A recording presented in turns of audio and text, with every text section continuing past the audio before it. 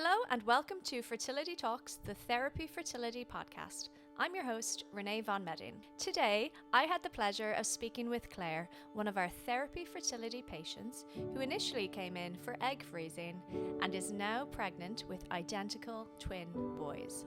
So you came in for your bloods and got the call later that day. What was that like? So I was hopeful, but I was really, really nervous. I really didn't know what way the phone call was going to go. So when I heard that I was pregnant, I just couldn't believe it. And that's in itself really helpful because, so many people go through this and no one knows. Doing it as a solo mother, you absolutely need that support. And so many people just don't have it. Like, I've just had nothing but support, joy. Everybody's delighted for me. Nobody cares how they're coming here. They just know that they're my babies and they're so happy for me to finally be a mum. Like, I've waited so long to experience this. I'm just looking forward to every moment. I just want to treasure every part of the pregnancy, the birth, everything. I'm 36, I'll be 37 soon. Always known I've wanted kids. I feel like I've waited forever to be at this point. So I'm just excited for it all. Well, thank you so much for coming in to chat with me. I'm so excited to have you here and to hear more about your very exciting and / unusual story. So maybe we'll start by if you could just introduce yourself and tell our listeners a little bit about yourself. Yep, so I'm Claire, I'm 36 and I am currently pregnant with Thérapie Fertility identical twin boys. It's very exciting. Very exciting. Very shocking and very exciting. So very unexpected. Yes. Yeah, so obviously when you have non-identical twins or fraternal twins, it's usually less of a shock. But having identical twins is, one embryo splitting. So I'm sure when you had that scan, when you were told that you were having twins, I definitely cried, and I think the sonographer also cried for me initially. I was totally shocked, especially because I'm doing it on my own and as a single parent. It totally turned everything upside down when there was two babies there, not one. And fraternal twins are really strongly in my genes, actually. My sister has fraternal twins. There's, I think, 4 in my female cousins.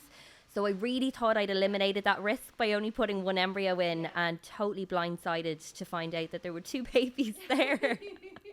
And it was on Christmas week as well. So it was like a gift. After time, it was a gift, but initially it was a big shock. So let's go back to the start. What brought you into Therapie Fertility in the first place? And what year did you come in here first? So I always knew I wanted to be a mother, and I think I was in maybe 32, 33 when a relationship ended, and I said I knew I was destined to have kids all my life. I always had that maternal flair, and I knew I wasn't going to force anything in order to become a mother, so I'd kind of made the decision already that maybe going it solo was the route for me.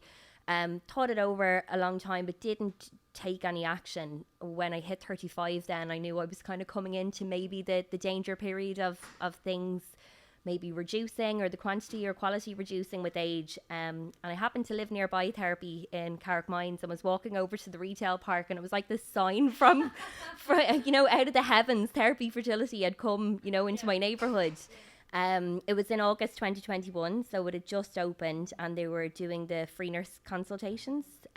So yeah, it was just an easy decision. It was something I'd thought about, hadn't actioned, and right beside my house was the ability to have a free consultation. So in I came. So you came in first, I believe, with the intention of looking at egg freezing. Yeah.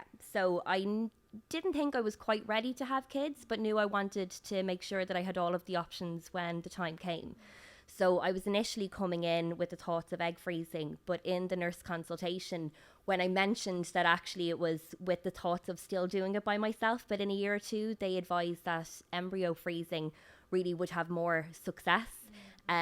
So then I knew then, okay, the plan had changed. This is going to cost a little bit more money, so I came away from it. So I'd done the first test to make sure everything was okay, but then I stepped away from it for a few months and just kind of got my ducks in a row. And 6 months later, I came back then to actually progress with the treatment. So that was to do embryo freezing with donor sperm? Yes. So I did my high cozy to make sure everything was clear. And then when I had my consultation with John then advised that actually maybe both was the option for me. So the plan kept changing, but for the right reasons. So I wanted to, while I was already doing this journey, kind of prepare for all options. Yeah. So in case I did meet somebody in the future, but maybe I was older and things weren't working so well, that I would have a bank of eggs in the freezer for that scenario, while also then making embryos for me to use in the very near future. So we decided then to do a round of egg freezing followed by a round of IVF. At that point, I still wasn't sure whether I was ready to transfer, but at that time, it was okay, let's get everything in the freezer and then decide. Okay, so what did you do first? I did the egg freezing. And how did that go? That went super easy, so well. Now, the first time I did it, I lied. The first time I did it, I had a bit of a reaction to the initial medication. So I first attempted to do it in May. And after 5 days on the first lot of medication, had to abort quickly. And do you think that was just a reaction to whatever medication you were using? Yeah, I would suffer from anxiety and panic attacks sometimes. So I wasn't sure whether kind of the messing with my hormones initially kind of triggered one or the other. Sure. But my mental health definitely was affected from the estrogen, which is the first medicine that's given. Very, very, very quick and drastic impact on my mood. Okay. Quite scary. Wasn't prepared for it. You know, I thought the injectables were kind of the part that you had to look out for. I had no idea that the first round of medication was equally as impactful. So it took me a month or two to kind of get back on track again. So the decision was made to put a halt to that cycle? So I aborted straight away. Knew something wasn't right, so aborted straight away. Spoke to John, you know, about the reaction and that I'm really anxious and what are my options. So he said we could try it again, but with progesterone instead of the estrogen for the medication. So in August I did that and it was so smooth. I had absolutely no reaction to the progesterone. My mood was unaffected. Like, it was night and day. It was so simple. It's funny, isn't it, how someone's reaction to different medication can be so different, because for a lot of us, progesterone is the one that really affects your mood, but obviously for you it was estrogen. Yeah. And I mean, it was an instant impact. And with the progesterone, I just felt like myself the whole way through it. Yeah. So it was great that there was a plan B. John had outlined that, you know, after that, you know, there isn't really any other options. So I was very nervous to try the progesterone. And thankfully, it went really, really smoothly. And that was just the treatment plan I needed going forward then. So how did that cycle of egg freezing go? What was really the outcome? Successful. So I got 15 eggs, 14 of which were matured. And they are now in the freezer in therapy. Amazing. And so then how soon after that did you progress to say, hey, I'm ready for another cycle, let's do some embryo freezing? Funny story. I was on such a high that day. I mean, I was on cloud 9. I couldn't believe how easy it was, how successful it was. I went home that afternoon and I ordered donor sperm and I signed up for IVF. I couldn't wait. I just couldn't wait to go again. So how quickly did it all happen? So then I waited until day 18. Like, had you looked at donor sperm prior to that day, or was it like all within the one day? Back in May, I had looked to kind of see what was out there. And I remember saying to John, God, John, I found a donor sperm 5 days ago and now today he's not there. You know, and John explained that because the regulations in Ireland and there's much less or fewer donor sperms. So therefore it's a very fast market. So then at that point, you know, okay, I won't look. I know what's important to me for my initial one, and when I'm ready, I'll look then. But I didn't think that I would literally find and buy something within 20 minutes. It was so fast and so quick. So how soon after that did you kind of get in touch with the clinic and say, hey, I'm... That day again, I signed up. So they said, okay, we have to wait till you get your period. And then that's the cycle, we can go again. So I think 7 days later I had my period and then I was starting again for IVF. Wow. Okay, so there wasn't even a cycle between the egg freezing. No. It was immediately the next cycle. That's amazing. So how did that go? And I suppose psychologically, I'm sure it felt a little bit different going through an embryo freezing cycle, because with an egg freezing cycle, you know you're going to freeze the eggs. Whereas with the IVF cycle, you know that the outcome is you're actually trying to make embryos to try to make a baby. Well, actually, I was planning on doing a fresh embryo transfer. So on the day that I ordered sperm, I was like, this is the time, I'm ready, I can't wait, I'm so excited. And again, the plan was made and I was aiming for a fresh embryo transfer. So it wasn't really much different. I felt much more prepared going into this one because I knew it was the exact same process up to the point where they take my eggs and everything else happens externally thereafter.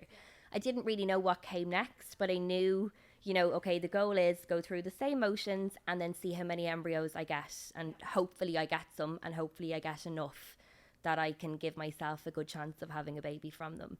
So again, it was very, very simple, very easy. It was actually probably easier than the egg freezing because I knew what to expect and I wasn't worried, I wasn't anxious. I was just really excited. Yeah. So what happened then at the point where you had the egg collection? So I knew from the scan, I think you have 2 scans before the egg collection, and I knew at the first scan that it looked like it was going a bit overstimulating. I think they had counted 30, maybe 35 follicles, and I think I had 25 in the one previously. 3 days later, by the time I came back for the second scan, it had increased to 45 follicles. So at that point, it was definitely ruled out. I wasn't able to have a fresh embryo transfer. That was actually the hardest part in that cycle because, again, I was just so eager and so ready to go. So knowing it was going to be delayed by a few weeks, that was tough. But then the focus kind of quickly shifted to, okay, how many embryos do I have? Do I have any? So yeah, and luckily they got 22 eggs. There was 20 fertilized then, and 10 of them made it to blastocyst. That's amazing. Yeah. Those are amazing numbers. Yeah. Were you thrilled with that? Yeah, totally shocked. Unbelievable. Yeah. Yeah, absolutely delighted. So you knew you had 10 blasts in the freezer. And you wanted to come back on your next cycle for a frozen embryo transfer. So again, that day, I signed up and paid for the frozen embryo transfer and went, okay, how quick can I go? Sure. So again, we were waiting just on the next period, which came about 6-7 days later. And then I was at day 1 again and ready, gearing up then for the transfer. And what did you do for the prep for the frozen, just out of interest, because I know you mentioned the estrogen had been difficult. Were you on estrogen for the frozen embryo transfer? Yes. And how did that affect your mood? Do you know what? I actually, it did impact, and it did definitely, being on that medication then all through the early first few weeks of pregnancy, I did notice my mood was different the whole way through, but not to the extent that it was the first time. Guess my body was somewhat used to being a little bit all over the place with all the hormones, so maybe I was just able to handle the situation a bit better. Plus, at that point, it was a means to an end, so I was going to power through no matter what came my way. What I knew I needed, though, in that time, because I was very worried, I knew I'd need support. I'd need people aware that I'm going on this medication I'm worried about, and, to keep an eye on me, look out to make sure I'm doing okay, and if not, approach me or seek help or help me seek help. So I just made sure I had people looking out for me in case it didn't go well. And that's in itself really helpful because, so many people go through this and no one knows. Yeah. So, and then doing it as a solo mother, you absolutely need that support, and so many people just don't have it. Yeah. So I'm sure that's been really beneficial. Definitely. So the first time I did it, I told nobody, and actually that was the point where I needed people the most. So I knew then going forward the rest of it, I needed an inner circle, I needed people in work to know, I needed people at home to know, and I needed a few friends to know. So no matter where I was, I had somewhere to turn to. But it was difficult from the perspective, I also wanted that time of privacy, so it is a hard balance to find. You want to have that private time where you get to 12 weeks and then you're telling everybody when everything is okay, and so it's hard. You want a normal experience, but then you also need to tell people, so it's a hard balance to find. It is, and I guess no one way is the right way to do it. It's just whatever your individual journey is and what you need at that moment. So you went on the meds, prepped for the frozen embryo transfer, came back in.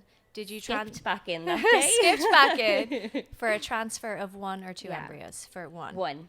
And it was funny, actually, John called me over when I went into the room to have the transfer. He called me over to the screen and he goes, Claire, I've never seen this before. And he points to the screen and he goes, egg, embryo, embryo. He's like, you're covered for all areas. Oh. He's like, I've never seen anything like that. So, and as the embryologist was handing over my embryo, she goes, here's your embryo for your transfer. Now, I've 9 more here if you need them. Just I don't in case. think you will, but I've 9 more here. Yeah, she was like, this is it. Yeah, exactly. Yeah. I think they knew it was a good one. I don't think they knew how good it was, but they knew it was a good one. So, you did the transfer. You went home.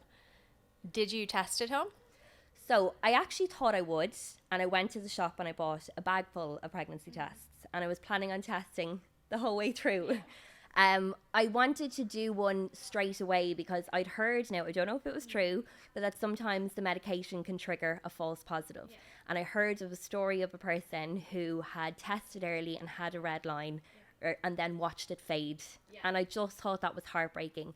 So I took a test to find the baseline. Yeah. And then I planned on testing all the way through. And the closer that I got to the blood test, I just didn't want to test. I said I'd wait. So I had planned to test, but in the end I didn't. So did you do the first one even? I did the first one to make sure there was no line. Yeah. And then I didn't test again. Yeah. So you waited, you came in for your bloods and got the call later that day. What was that like? Oh, it was unbelievable. You can't help but worry and doubt that it didn't work out. You know, I think it's not that you are thinking it's not going to work, but you're preparing yourself for if it didn't. Yeah. So I was hopeful, but I was really, really nervous. I really didn't know what way the phone call was going to go. So when I heard that I was pregnant, like I just couldn't believe it. So happy. I didn't feel any different. You know, I'm like, I'm pregnant, but I still feel the same. You want to feel different. You want to feel like this moment, but yeah. Yeah, and then it was just then the 2 weeks or the however many days until the first scan. I was just in this little bubble of happiness.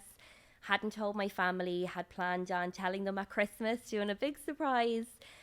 So those in work knew and a friend knew, and that was it. So at that stage, I was trying to get some of that normal experience to then tell people. So yeah, it was great. Just this little secret and a big ball of happiness. And were you worried in that time? Because I know sometimes, and I guess it depends whether, you know, people have gone through repeated loss and, you know, it's a different experience for everyone who's going through it depending on where they're coming from. Yeah. But for some people, the wait between having the blood test and having the scan is actually really difficult because you don't really know what's going on. I guess I was blessed with my naivety because it all worked so well. So it's my first time ever being pregnant. It was my first transfer, first everything. So the naivety stood to me because I didn't worry about what could go wrong. Yeah. So yeah, no, I was really fine. I was totally fine in that in-between time. So then you came in for your scan. And then it do you remember who your nurse was? I don't remember her name because it was the first time actually she had scanned me.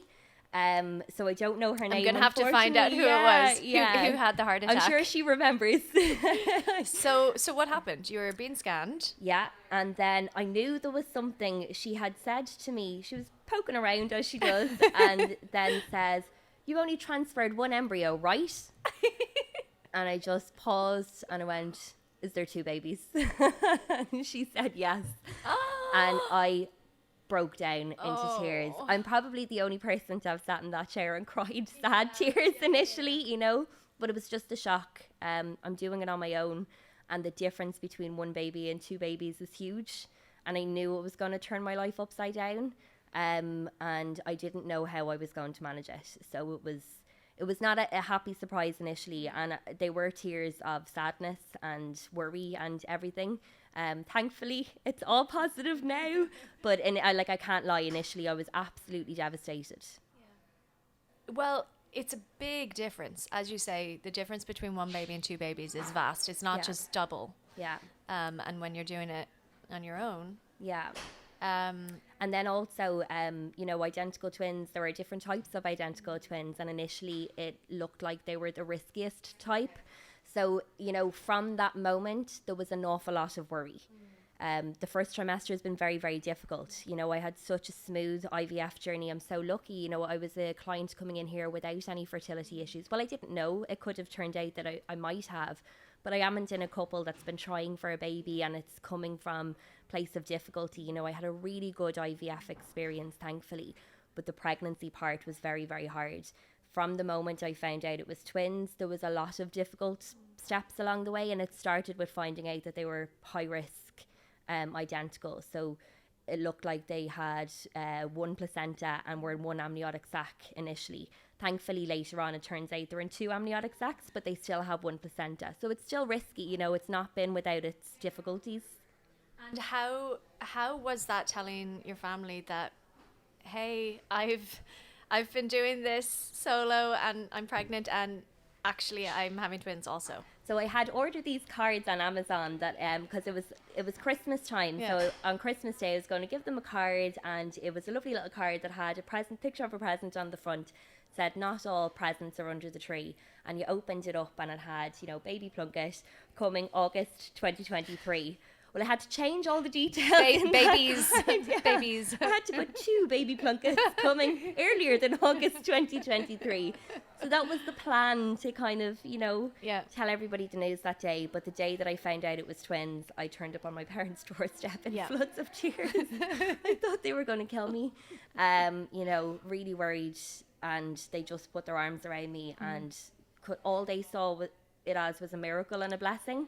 And thankfully they managed to, with their love and support, get me out of my bad headspace very, very quickly. And within 2-3 days, you know, in my head, it had turned around the other way, and I knew how lucky I was and how amazing this was. Yeah. And just how they felt like they were destined for me. You know, it's so rare for this to happen, that they just were always meant to be my babies. So, it was lovely, but nothing turned out the right way. But I did get to tell some of my siblings on Christmas Day the way that I had planned. But my parents found out that day with a very sad daughter on their doorstep. It's so great that they were able to support you, though, you know, and that you had that support. How have you found the single mother by choice community, or the single parent by choice community? I know it's become a lot more common for people to go through fertility treatment solo. So I haven't dipped into it too much. There are 2 people on Instagram, one that I have followed a long time since I knew I was going to make this decision. So kind of watched her journey before I decided to go mine. And then there's another girl who's doing the same at the exact same time. I think she had her transfer 3 days before mine. So we're very much on the same path. She's also having twins as well. So it's kind of, it's been nice from that perspective. One of my friends is also thinking of doing it as a single parent, but really worried about how people will react and, you know, what people might say. But from my perspective, like, I've just had nothing but support, joy. Everybody's delighted for me. Nobody cares how they're coming here. They just know that they're my babies, and they're so happy for me to finally be a mum. Like, I've waited a long time. So the support is unbelievable. It's great. It's great that it's becoming more commonplace. You know, I did worry about in the future in school, you know, my child not having a father, being a single parent, not knowing where they're coming from. But families are so different now that actually, you know, their stories, they're one of multiple other stories in their class, you know, that parents and 2 kids and isn't necessarily the norm anymore. No, absolutely not. Like, I worry less about the impact it will be on the boys when they're bigger. I mean, when you look at what a child needs, what do they need? They need lots of love and safety, and knowing that they matter. And whether that comes from 1 parent, 2 parents, 3 parents, grandparents, you know, it doesn't matter where that comes from as long as they get it. And it'll definitely be the village raising these kids, and it's a village full of love and excitement for them to come, so they're going to be just as loved as every other child.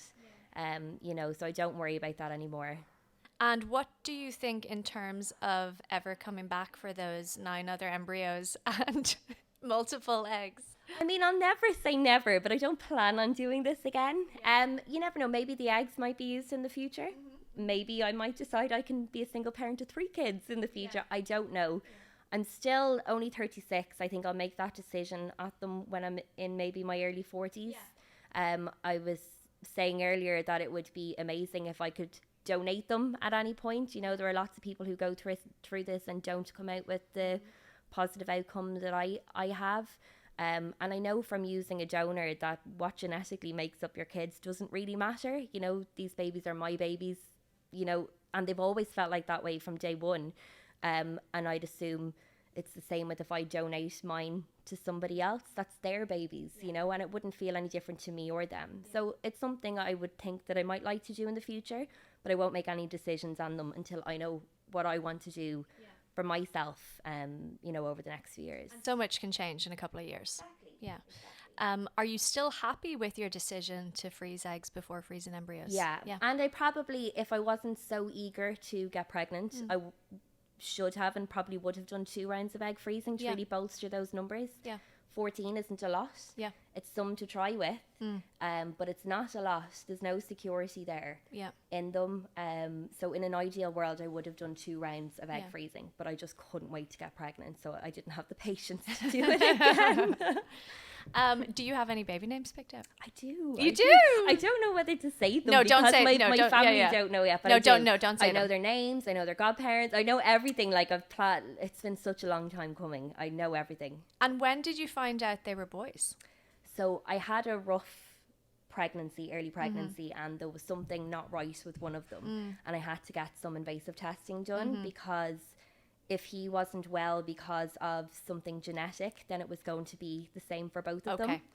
And we needed to figure out why he wasn't well. So I got the CVS, which is taking the sample from the placenta, and through that they tell knew. you what. And I was so worried about losing them that I wanted to know what they were as well. So it was then I found out it was 2 boys. I was a bit scared. You're like, what do I do with 2 boys? I just picture myself sitting in the middle of the sitting room floor crying, and 2 little boys having wrecked the house and like covered in snot and whatever, and I'm just there crying. They're going to be... boys wreck your house, girls wreck your head. So Would you rather have your head or your house wrecked? Yeah. I'm sure they're going to be the loveliest little humans raised by a wonderful woman. What are you most excited about to welcome your babies? It's just there isn't one thing. I've waited so long to experience this. I'm just looking forward to every moment, I just want to treasure every part of the pregnancy, the birth, everything. I'm 36, I'll be 37 soon. I've always known I've wanted kids. I feel like I've waited forever to be at this point, so I'm just excited for it all. I can't wait for you to come back. I bring hope them they back. do the Christmas party this year. Oh, absolutely! But you can come back before that. As soon as they arrive, and as soon as you're ready, come on back. Yeah, I'm curious to know if there are other identical twin babies from Therapy Fertility. I haven't met any. I'm sure there are. Yeah, but I don't know if there are any that exist just yet. Maybe there's some currently waiting to come earthside. It's very exciting. What would you say to someone who's maybe thinking of going on a similar journey, but is afraid that there's stigma there, and that the journey might be too hard, or that they can't afford it, or that there's just too many obstacles? Yeah, well, there's probably 2 pieces of advice. People who haven't started yet, just do it. It's not easy, but it's not that difficult in the short term to kind of really secure something for yourself in the long term. Like, it's really, really small. And yet what you could get back is that security of, in 5 years' time, then I can decide. Like, I don't know, nobody knows what's around the corner. I said I could have walked in here at 35 and my AMH was so low and I might have really struggled. Thankfully, it worked out well that way. But if it was bad, waiting 3 more years to do something about it is just not going to make the situation any better. So it's a small pain for a very large gain. Just do it. At least get the tests done. If you don't do anything further, at least do the tests. It's free here, free to come in for the first consultation. And then if people were in the IVF journey, I don't know, the one thing that I learned is it doesn't just stop with getting pregnant. That's the focus for so long in IVF. That's the end goal. You need energy for the next part too. You need mental space for the next part as well. So maybe take your time a little bit more than I did. Make sure you're not completely depleted coming into the next part. And I'm sure people who are parents will say the same about me. There's a whole other part after being pregnant. But yeah, just take your time, prepare for it. Doesn't just end with IVF. There's a whole heap of stuff that comes next as well, and just to make sure that you have the energy and the mental capacity for that too. I can't wait to meet your babies. Oh, no, I can't either.